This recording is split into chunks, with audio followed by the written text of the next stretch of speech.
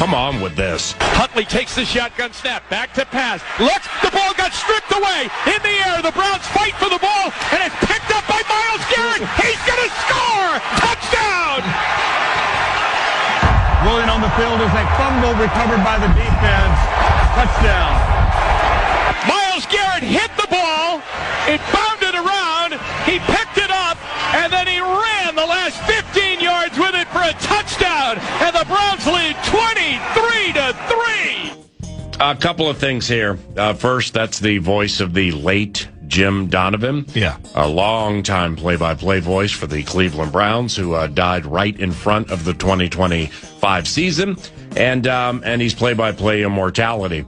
Myles Garrett is going to be a Hall of Famer one day, so let me get this straight. He hits the quarterback, he has 1 million tackles for loss, he sacks the quarterback, and he scores touchdowns. I mean, come on with this. Cleveland, why the NFC? May to throw, May up in the pocket, May taken down by Myles. There it is. Myles Garrett has 5 sacks today, a new Cleveland Browns single-game record. And he now has 10 on the season. You want to have at least one bright spot today? Obviously, it is Myles Garrett. No quitting to him. You're down 30-7. He's still out there delivering it. Oh, great. 10 sacks again for Myles Garrett. The consistency of his greatness. Well, I don't know if you listened closely to the highlights that you chose here, the Con. You couldn't have chosen them any better, 2 through 3. So let me get this straight. He sacks, he hits, he TFLs, he scores touchdowns, and he even tries hard when down 4 touchdowns. Myles Garrett, Cleveland, why the NFC? Oh, and by the way, the Rams are already good. 5:20 remaining in this game. Browns up 5. Bengals have it first down to the Browns. 45-yard line. Burrow shotgun. Burrow to throw. Here comes Myles. He got him! He got him! There it is! What the hell is that? Myles Garrett! I thought the Minneapolis Miracle was loud. The new single-season sack king! And the Browns defense mobs their man at the Cincinnati 45-yard line. Myles Garrett, you say? That's a screamer. Ain't no doubt about that. But cool. I mean, Cleveland fan. Cleveland fans, you got this guy. 3rd and 8 from the Rams, 39. Rams lead by 7. C.J. Ham in the backfield with Sam Darnold to his left. Darnold out of the shotgun. Darnold back to pass. Sacked 3 times. Dropped the ball. It's a strip sack for the Rams. And it's picked up by Jared Verse. And here comes the rookie. Inside the 30 to the 20 to the 10. Touchdown, L.A. Rams. That game. Jared Verse. That game. With his first National Football League touchdown with 4.5 minutes to go in the first half. Oh, cool. Has propelled the LA Rams to a 16-3 lead. Oh, good. Oh, good indeed. Jared Verse, welcome to the AFC. Myles Garrett, welcome to the NFC. Jared Verse is good, and he's young. He ain't no Myles Garrett. What is it with Cleveland and peddling the fan base's favorite players? Hey, what is it with what used to be called the armpit of America?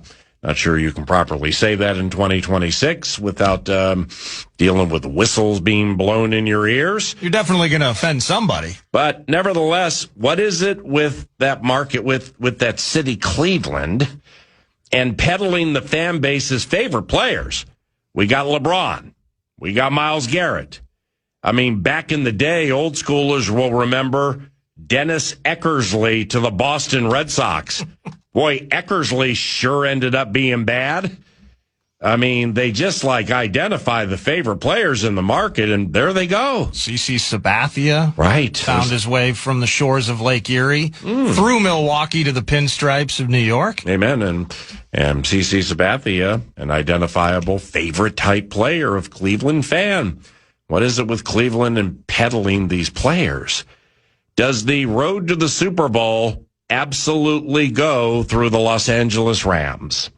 By the way, props to new Minnesota Vikings general manager Nolan Teasley. By the way, we got a Teasley presser tomorrow. 10 a.m. during the 9 to noon presentation. Wednesday is shaping up pretty nice so far. Wednesday is Finchy in Studio 9. Cleveland, though. Props to new Minnesota Vikings general manager Nolan Teasley, and here's why. He leaves Seattle a few days before Myles Garrett enters the division. I always love that one. He ran. And a couple of years before the gouge the hardworking nature of that millionaire's tax settles in. I always love that one. Perhaps Teasley is a prophet for profit. Spearfish, if you're listening right now, did we hire a prophet for profit? Somebody who knows what's coming and it benefits those with whom he is executing his toil, and that would be our favorite football team. Fox. Nolan Teasley.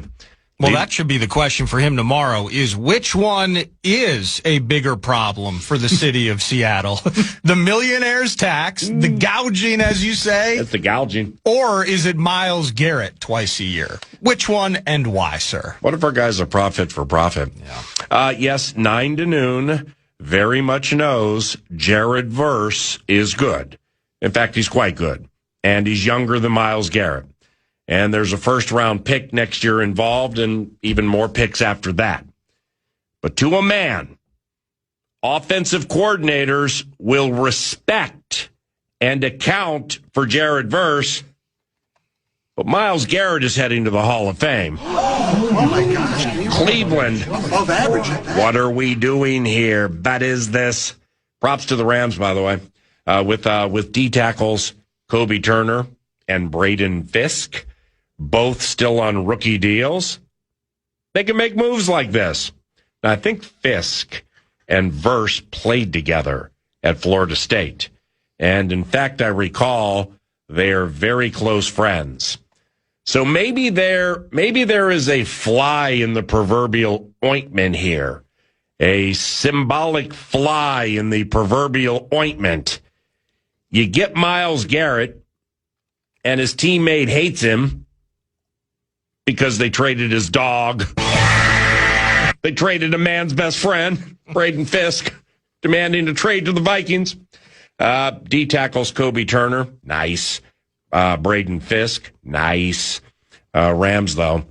If you're a Browns fan, how are you feeling about this? Now, this is a Talkback Tuesday with we still got that Northern Fire Prize, right? All year long, baby. Oh, sweet.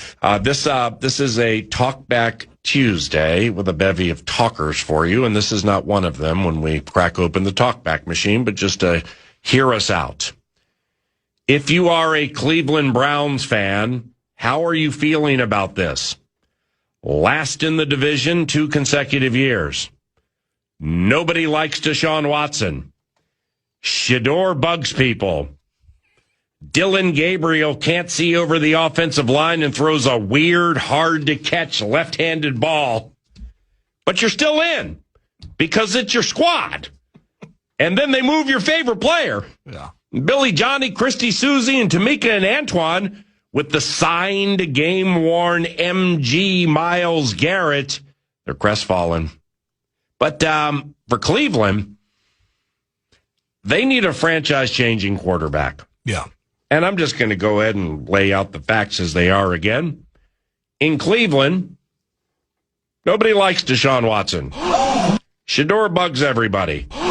And Dylan can't see over the offensive line and throws a weird, hard-to-catch left-handed ball. I mean, those are just facts right there. I mean, it's like the skeletal remains of Bernie Kosar are things for which they're pining. So they need a franchise-changing quarterback. Yeah. Now, this is the Elite Football Mind Covenant, so people already know that. But just let us unpack it and build it. So with their need of an identifiable quarterback who actually is good, supposedly there's some to be drafted next year. All right? We get that. The Browns are going to be awful again and now have more ammo to get who they want. That just has to be the maneuver here. If they got their first round pick, they got the Rams' first round pick. I think they got 11 draft picks now. Plus, Verse is quite good. And fortifying the trenches while having the right quarterback and coach leads to high-end memories. Their coach is Todd Monken, who most recently was the offensive coordinator for the Baltimore Ravens. So 9 to noon wishes him well in his new endeavor with the Cleveland Browns. When he took the job, I wonder if he knew this was coming. Causes me to hearken to down memory lane we go. Former Minnesota Vikings defensive coach Paul Guenther. Very, very affable man. He told a story 9 to noon one time where he became the new defensive coordinator for the Oakland Raiders, and he's putting the whole thing together, and he has organized team activities, a mandatory minicamp, and then they leave around the 4th of July, and they come back, and the owner of the team, Mark Davis, says, oh, by the way, we're trading Khalil Mack. I always love that one. Wait a sec, I took the job because of Khalil Mack. I just showed up and unpacked. What happened? So I wonder if that's the deal with Monken. That's the head coach of the Cleveland Browns. No, and with their new head coach, no idea around here if he's good or bad. Right. But we do know Monken was the only coach at the Palm Beach owners meeting to miss the head coach's big picture gathering because he was getting his hair cut. I always love that one. So what's all that mean? It's your first year. You got to be in your first picture. It's like missing your first school picture. What happened? Where's Todd? He's getting his hair cut. I always love that one. So that I don't know if that's a harbinger for things to come for the Cleveland Browns, but they will have to harbinger sans Myles Garrett. I brought this up before, and then I talked myself out of it. I'm just going to throw it out there again. Is this Matthew Stafford's last year, and the LA Rams know it? But it's like when I brought that up after like that weird Ty Simpson move, and no, I brought it up after they traded for McDuffie. And then they made that move with Watson, the other corner. I'm like, wow, holy cow, I see what's happening here. It's like Matthew might have been on a beach in Turks and Caicos playing volleyball, and he tweaked his back, and he's just tired of tweaking his back, and they know it's his last year. But then I looked back at the statistical wherewithal of Matthew Stafford's 2025, led the NFL in TD passes. Oh my gosh. I mean, he was the MVP. Matthew Stafford was the MVP last year. MVP. Jeez! So, I mean, it's even quasi-stupid to be like, is this Matthew Stafford's last year and they know it? But the moves they're making, they're acting like 2026 is the last year of the National Football League. And this is the last trophy to be housed. This is the last time to party with the Lombardi. They drafted Ty Simpson middle of the first round. They don't care about their first-round picks. Over like the last decade and change, they have 2 first-round picks.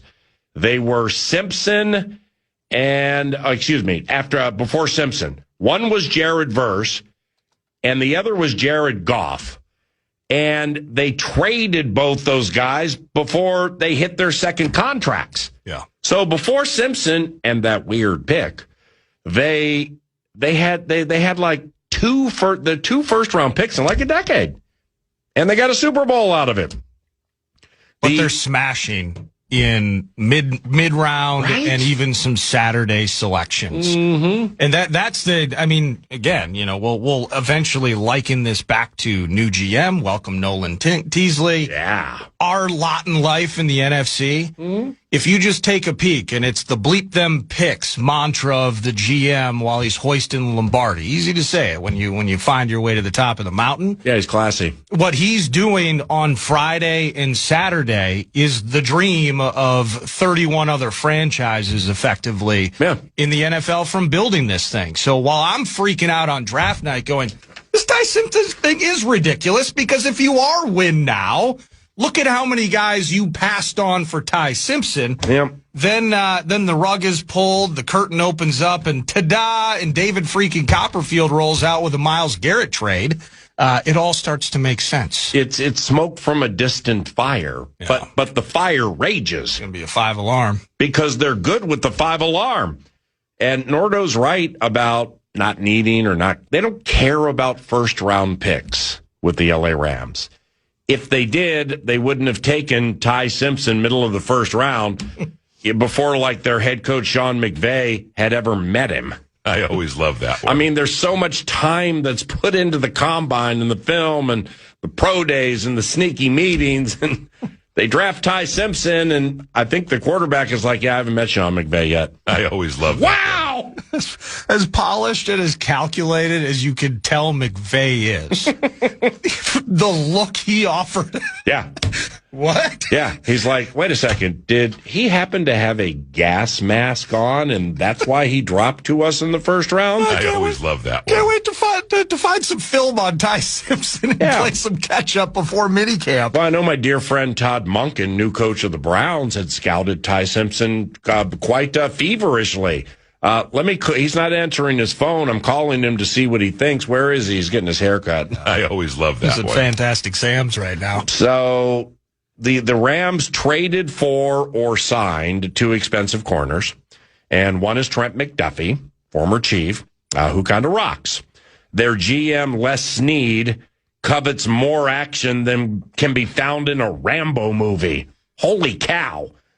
Next year, unrestricted free agents for the Rams include Puka Nacua, stud edge Byron Young, scrappy old offensive lineman Steve Avila, Devontae Adams, starting guard Kevin Dotson, and that defensive tackle Kobe Turner, set to become a free agent next year, which means he'll be traded to Jacksonville by late May of next year.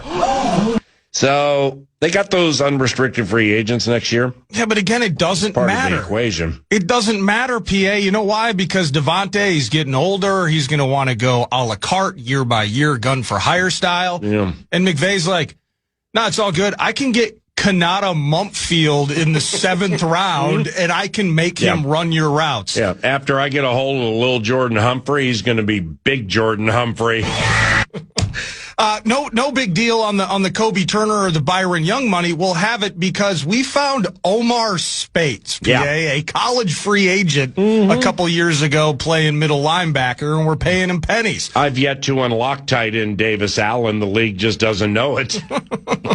Nate Landman, a guy that was basically just, I think, journeyman, meat and potatoes, career on the line. Let's get him in for some special teams. Now he's starting on the inside. It's the Rams. Wow, they're so good right now. Do they envision this as absolutely the year to party with the Lombardi? Because next year they might run out of cash.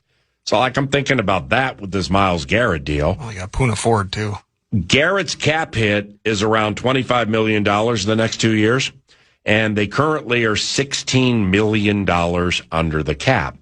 So, monster defensive end, Myles Garrett, that Myles Garrett, now has entered the NFC chat. The rich get richer, and there ain't no doubt about that. Oh, by the way, yes, 9 to noon knows A.J. Brown's out of the conference too, but the Eagles don't hit me like the Rams. Maybe I'm wrong, and that's a conversation for a different time. Do we have time to rank the top 3 teams in the NFC? It's 9:20. Ooh. KFAN Sports Time, 9:20 on the 9 to noon show. So here's the bit. We have it's a Talkback Tuesday, and it's a Talker Tuesday, thanks to Northern Fire. And we have more on this Myles Garrett situation that ain't a developing situation. It's fait accompli. And we're going to set up some talkers next segment and reintroduce that NFC bit. All of that is courtesy of TimberTech and TimberTech.com. The scribe, Ben Gessling, is here at 10 to chat Vikes and Nolan Teasley and Myles Garrett. And a mandatory minicamp, which takes place, I believe, a week from today at Twin Cities Orthopedics Performance Center. A destination for the 9 to noon radio show next Monday. We're at the Vikings facility next Monday. And a new general manager, Nolan Teasley, the prophet for profit. The one who's going to foil the opportunities by the L.A. Rams with all those great middle-of-the-draft picks. Because perhaps his nickname is the Sniper. Russo Radio fires verbal bullets from North Carolina in the Stanley Cup Final. Russo Radio. He's in Raleigh, North Carolina. It's got some cool stories coming up, too. One on the Stahl family is going to be in the Carolina Hurricanes tailgate this evening, I think, with the Stahl family. Jackson Blake, Eden Prairie, go crazy. Lee Smith, go crazy. Russo Radio has a cool Blake family story coming out at the Athletic pretty soon. Might already be there. What does tailgating with Russo look like? That's a great point. Hopefully he wears a hat because the sun shines brightly there. Russo Radio got those verbal bullets from the Tar Heel State. He's at the Stanley Cup Final. You'll hear that on KFAN this evening. And we have those talkbacks for that prize, and that'll be delivered later in the radio show. Nordo produces, and I'm Paul Allen. This is the 9 to noon radio show at FM 100.3, KFAN, and good morning.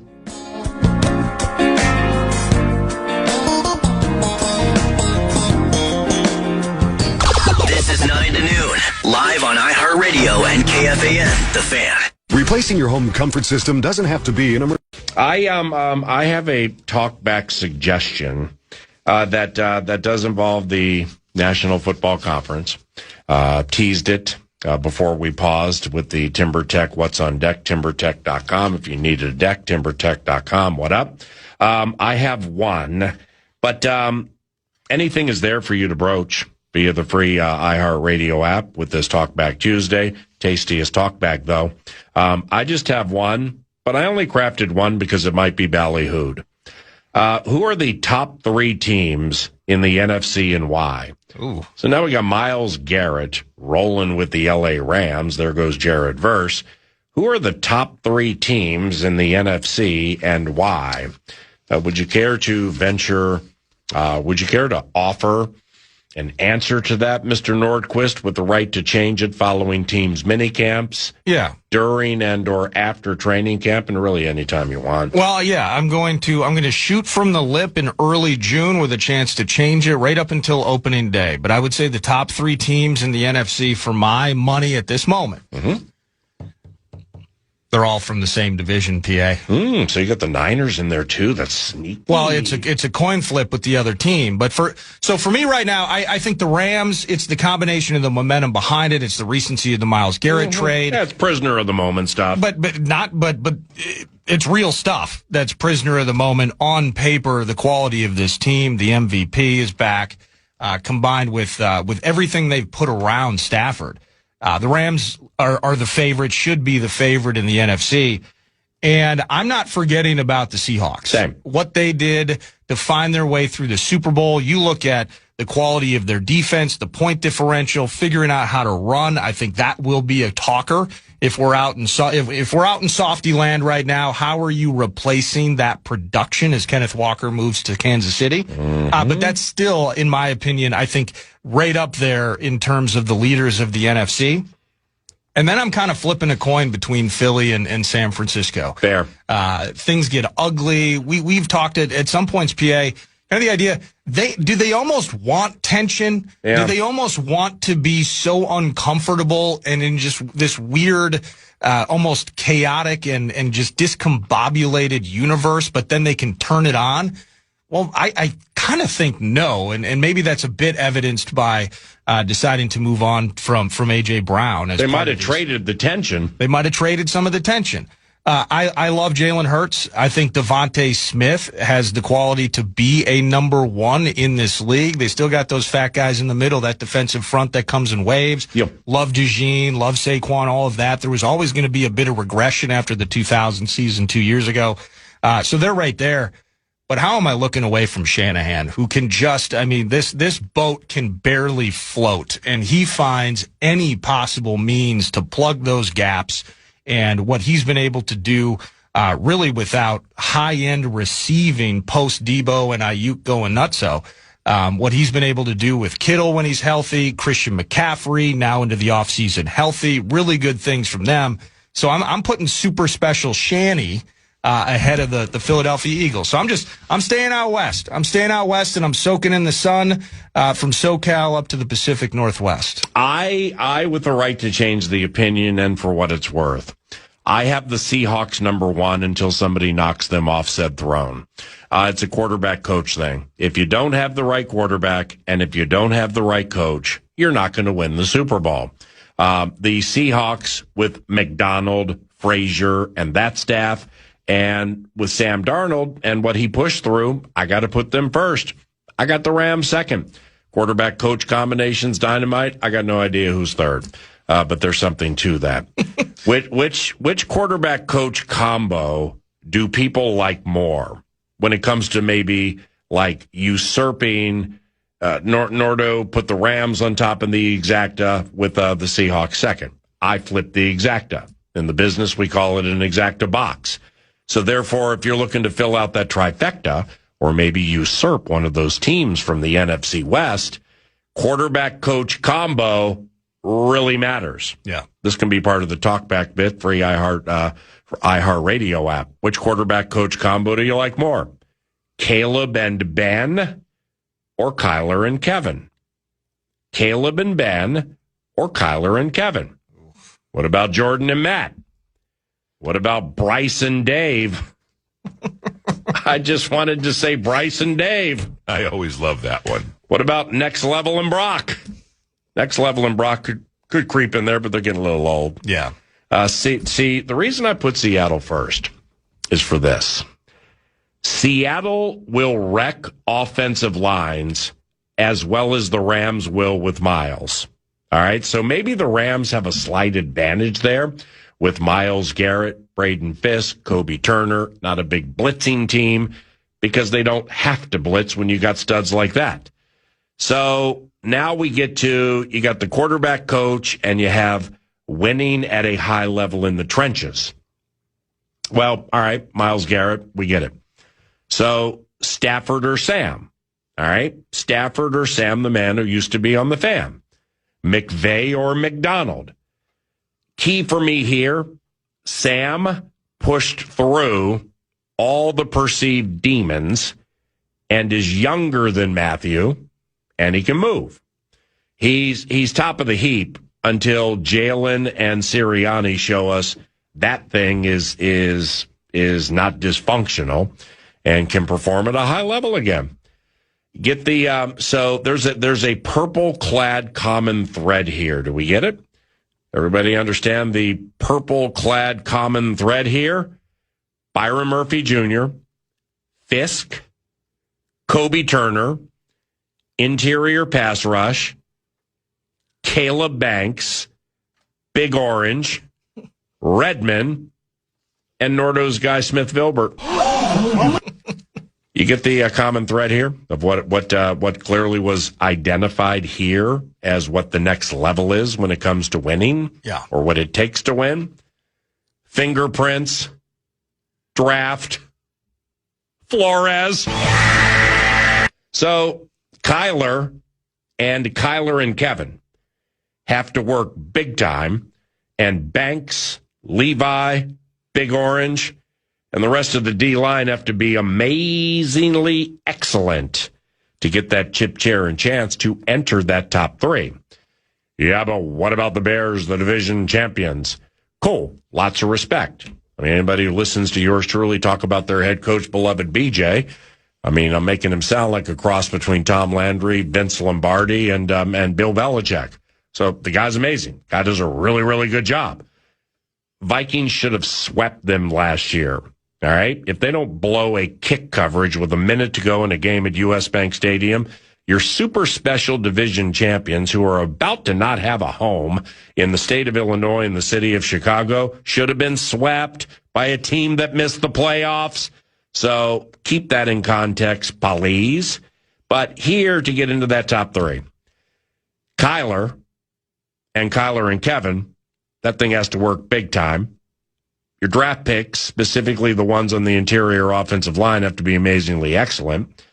And saying it every day to help those through hard times, that's one way to put it, would be like the amount of games the Vikings are going to win to get into that top three.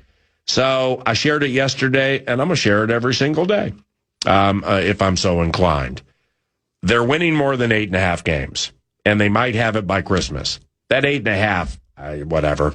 We can fist bump next summer at Canterbury after you scoop chips. So they're getting at least 9. Where does that put them in the NFC? Northern Fire. Tasty. We have a tasty talker and a prize to be given away later. Mad Producer is the hardcore carnivore. Let me ask you this. First of all, completely in lockstep. I can't believe now you're getting even money with the over 8.5. Yeah. The schedule lines up very nice for 9 or more. Yeah, it's ridiculous. When you were talking about QB and coaches, can you look at Jalen Hurts, for instance, Jalen and Sirianni? It's always been the offensive coordinator conversation out there, right? Like trying to replace Steichen, trying to replace, and I forget, was it Sean Desai? Maybe. They ended up moving on mid-season. Does it matter? Does the coach have to be the patriarch of the offense? Because we know Ben's not deferring to the OC in Chi-Town with Bryce. With Caleb. Right. I was thinking about Bryce and Dave again. You How of about course. Peyton and Bo? Well, what about Matt and Jordan? Nah, that one ain't getting into the top 3. You can't talk that way and be taken seriously. You know who the OC is in Philly, right? I probably do, and it's not hitting me. Sean Mannion. I might punch him in the face. Sean Mannion. Yeah, everybody made fun of all the decisions made about why we keep a Mannion. Can't move. Blah, blah, blah, blah. And everybody was like, yeah, he's like a coach in the room. It's like a coach on the sideline. The guy's next level with his acumen. I don't want to hear. Mannion's back in. Passes over the middle.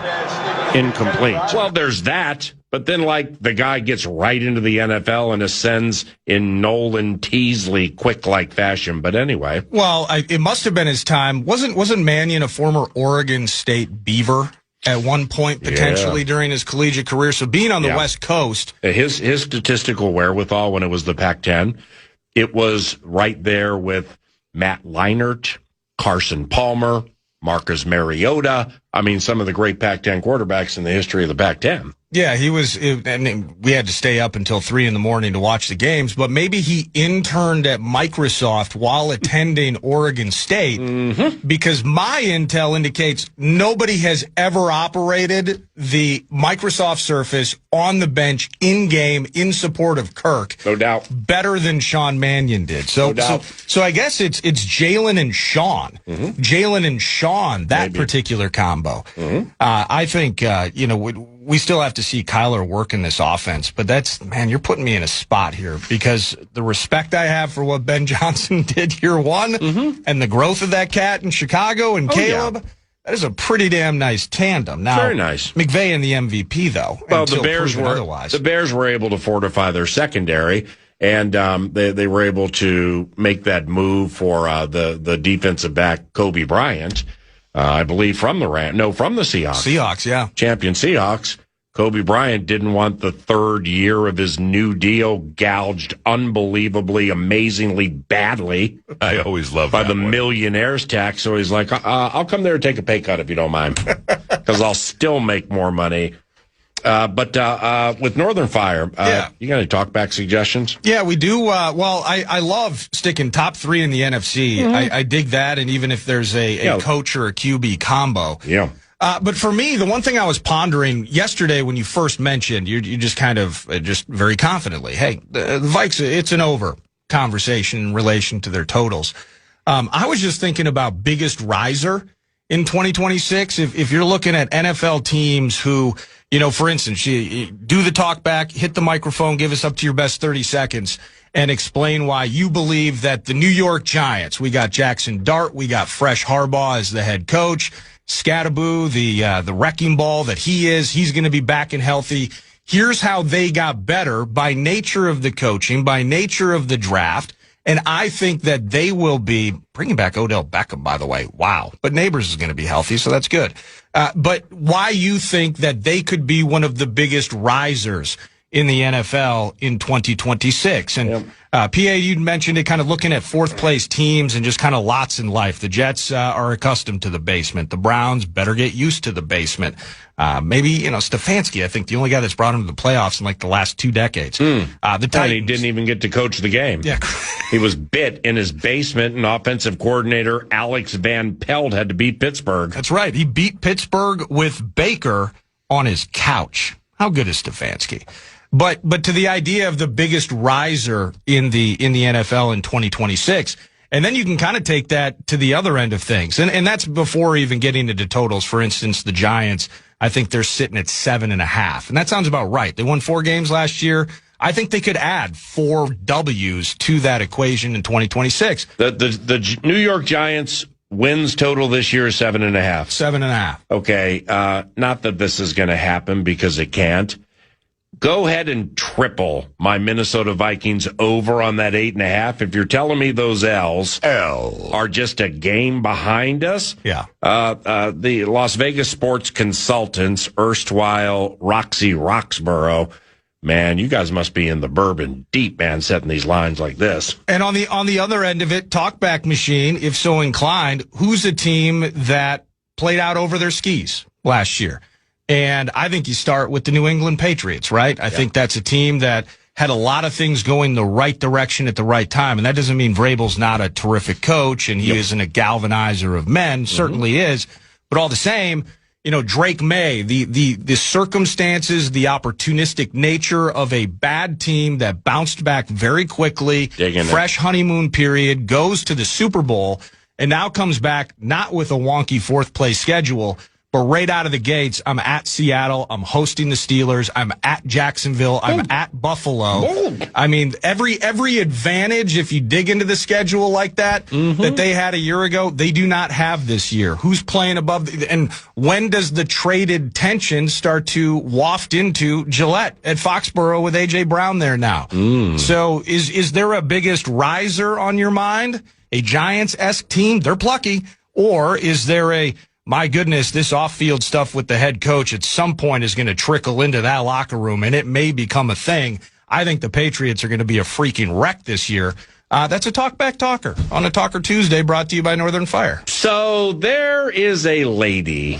Her name is Vicky Sue Robinson. Oh, I believe it was Vicky Sue Robinson who sang the theme song for Nordo's Talker. And it's a song that goes, turn the beat around. Nordo's favorite bread is focaccia. So it's a turn the beat around talker for teams from 2025 into 2026. Ben Gessling, scribe for the Star Tribune, covers the Minnesota Vikings, joins about 15 minutes from now. Start rattling off some of those talkbacks next on 9 to noon. This is PA on iHeartRadio and KFAN The Fan. Guaranteed. Hey, Nordo and PA. Robbie in Burnsville. Talking about top 3 teams, it's really easy to slide in the Rams and the Seahawks. And then you look around and everybody else just seems a tier below. Comparing the Timberwolves to the Spurs and OKC, third place here doesn't mean much. Unless you get a team like the Carolina Panthers who truly get a leap from Bryce Young. They are not hollow. They are sturdy at the base. So we got a Bryce and Dave combination for our talk back for the quarterback and head coach talker. Bryce is getting better stride by stride. There was a time that I'd be like, I take C.J. Stroud 10 out of 10 times over Bryce Young. That's not the case anymore. Bryce has blown by him like he was tied to a post. Chuba Hubbard, though. Is it? Let me ask you this though, because I actually kind of scanning the texts and the talkbacks, there were several people who pointed out the Panthers, and I'm not here to poo-poo on it per se, but did it have a bit of a vibe of best team among mediocrity? Yes, and we do see that every few years. The Seahawks got into the playoffs, won a game, I believe, that was Beastquake year, maybe with Marshawn Lynch, despite having a losing record. Beastquake against the Saints. A previous Cam Newton team. They were like 8-7-1 or something like that. So the Panthers had a 69-point differential to the negative in points. So as Bryce has gotten better, maybe more judicious with the ball and not giving it away as much, they got a long way to go. Rico Dowdle, though, to the talkback. No, well, we can, since you chose to elaborate on the Carolina Panthers. Carolina Panthers fan line, in fact. Right. So let's just land the plane on it. The Carolina Panthers are not going to the Super Bowl. I always love that one. End of the equation. Fairly put.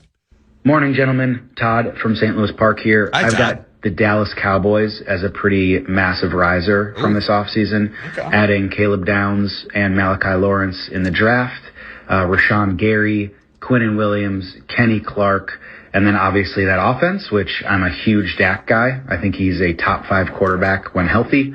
I think the Cowboys are a lock playoff team this year. Skull. Skull. Lock playoff team. I ain't going to say lock, but if they make the playoffs, no surprise. Until proven otherwise, the Dallas Cowboys are as counterfeit as a $3 bill. And a lot of it has to do with their owner and their general manager and the polarizing effect that he has after games, specifically losses that piss off people, and nobody talks about it. Why? Because he's the owner and the general manager. Dysfunction will enter that covenant at some point, and the Dallas Cowboys ain't winning no Super Bowl. Now, getting there from the NFC, if we got to lay out top 3, I'm not putting them in the top 3. I'm not putting them in the top 3 now, minicamp, training camp, or early in the season, or even by Thanksgiving if they got a good record. Yeah. Because something will go amiss with the counterfeit $3 bill. It always does. Going back to that talkback about comparing in some ways, we have this Spurs and Thunder tier in the Western Conference. Yeah, I'm glad you're going to that. And the idea then of Rams and Seahawks potentially.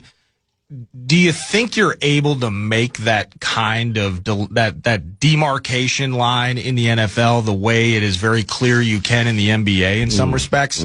Just parity, schedule, you think about health. I think it's a little more difficult to just say the Rams and Seahawks are truly untouchable, as good as they are. Again, we're in the process of ranking them, so that's part of the chat. Right. But can they be as untouchable as it feels like the Spurs and Thunder are? I can't go there. No. Two things. One, the person who was kind enough to take time out of their morning and go to a free app and leave a talkback for a radio show, that's greatly appreciated. Oh, we love it. Absolutely. So with the flippant nature where I'm like, my man Carolina ain't going to the Super Bowl. Okay, that's just how the snarky nature of 9 to Noon can work at times. But they're not. But don't let that sink in a way like I do not appreciate the talkback you left. Because I greatly do. Well, and I love his point too, how prescient it is specifically with the Panthers, where you need that home run hit. The way we talk about the Patriots, everything happening, it might take a Carolina Panthers-like team where everything happens correctly at the same time to vault them into that. But see, there was a talkback earlier. Maybe it was the same one. I'm not sure. Honestly, I don't care because the point was uttered that I brought up yesterday, just in passing, being good but not good enough. And that's what we're facing in this market with the 3 most significant teams of the core 4. Now, go Twins, scored 1 million runs last night, found a way to beat the White Sox. And when the Twins are going well, and we love the Twins and we love the local members of the core 4 would be NBA, NHL, and NFL, and MLB. But as this conversation goes now, and we got Finchy in studio tomorrow at 9 o'clock, the Timberwolves are good and at times to very good, but they're not good enough. And that can't be debated until they become good enough to get to the NBA Finals. Minnesota Wild, good, but not good enough. Okay, they won a playoff series for the first time in a decade. Sweet. Yeah, we were all there when they lost Jules Eriksson Ek and Brodin. That happens. And they couldn't get over the hump. So they're good, but they're not good enough. That factors into the Minnesota Vikings, who have been good to very good, but not good enough. The Rams have been good and good enough. Seattle has been good and good enough. So who, off what Nordo said with the Vicky Sue Robinson turn the beat around take, who has been good, not good enough, but now they're set to be good enough? I like that. And the Carolina suggestion has merit. I just don't think it's time. PA Nordal, what's going on? Papa Taco here. Listen, what is going on with Dallas Cowboys fans? Are they the most delusional fans in all of sports? Yeah. I mean, come on. Dude, the Cowboys are not doing anything. They're not going to the playoffs. Dak Prescott is actually a bottom 5 quarterback. No. That's been proven time and time again. Stop it, Taco. Help me understand these Cowboys fans here. I love how he goes after Cowboys fans and doesn't mention where he works. Papa Taco. Papa Taco, you've reduced yourself to Papa Taquito. I always love that one. Dak Prescott is good. He ain't bottom 5. No. I mean, he ain't top 5. No. He ain't top 10, but he ain't bottom 5. So, Papa Taco, with his churro-like take, because it was sweet, but it had a little bit of inaccuracy to it. Let's pause and run down the scribe, Ben Gessling. You heard a bunch of talkbacks. You'll hear more later because it is a Northern Fire Talkback Tuesday where we have a prize package at the end of the show. If you happen to miss what that prize was about 30 minutes ago, what was that prize again? Yeah, one of you talkbackers today will win a $25 gift card to Northern Fire Grilling and Barbecue Supply. Ben Gessling from the Star Tribune is slated to join 9 to noon next. Good morning.